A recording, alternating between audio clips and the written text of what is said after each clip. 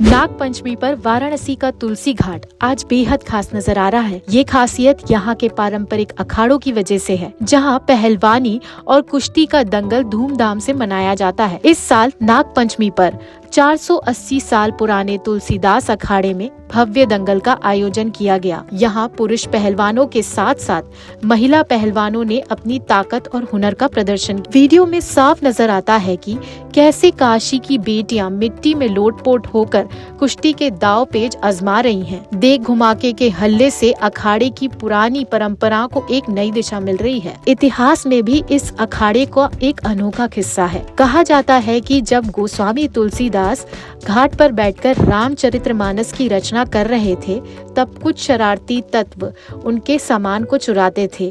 काफी समझाने के बावजूद जब ये लोग नहीं माने, तो तुलसीदास जी ने वहाँ अखाड़ा बनवा दिया। पहलवानों की कुश्ती से वे इन शरारती तत्वों को हरा देते थे। खुद तुलसीदास जी भी यहाँ कुश्ती में हिस्सा लेते थे। मेरा नाम कशिश यादव है। 2017 से शुरुआत की थी सर, मैंने मेरे को 6 साल होने को आए हैं। और सर मैंने नेशनल खेला है, 3-4 बार मेरा नेशनल में ब्रॉन्ज मेडल है। खेलो इंडिया जो अलग अलग कंपटीशन होते हैं, जो चैंपियनशिप्स होती हैं, वो भी लड़ती हूँ। और दंगल भी, जो बड़े बड़े ऊपर केसरी वाले दंगल होते हैं, वो भी लड़ती हूँ। सर ये मेरे दादा लोग इसमें मेहनत करते थे और उनके बाद इस अखाड़े में हम लोग मेहनत कर रहे हैं। तो ये हमारे घर की जगह है। हम लोग सारी फैमिली यहीं पे मेहनत करके आगे बढ़ी है। काशी की ये परंपरा सिर्फ स्थानीय ही नहीं बल्कि राष्ट्रीय स्तर पर भी चर्चा में है। यहाँ की महिला पहलवानें नेशनल और स्टेट लेवल पर कई प्रतियोगिताओं में जीत हासिल कर चुकी हैं। देखिए, ये अखाड़ा गोस्वामी तुलसीदास जी महाराज का है। अब इसको लोग स्वामीनाथ अखाड़ा स्वामीनाथ कहते हैं। तो हमारे वो एक तरह से ग्रेट ग्रैंडफादर रहे हैं और सबसे बड़े रेसलर यहाँ के रहे हैं। ये अखाड़ा गोस्वामी तुलसीदास का ही अखाड़ा है, गोस्वामी जी का शुरू किया हुआ है। और नागपंचमी की तो एक विशेष पर्व है और यहाँ पर हनुमान जी महाराज का विग्रह का पूजा होता है और अखाड़े का पूजा होता है।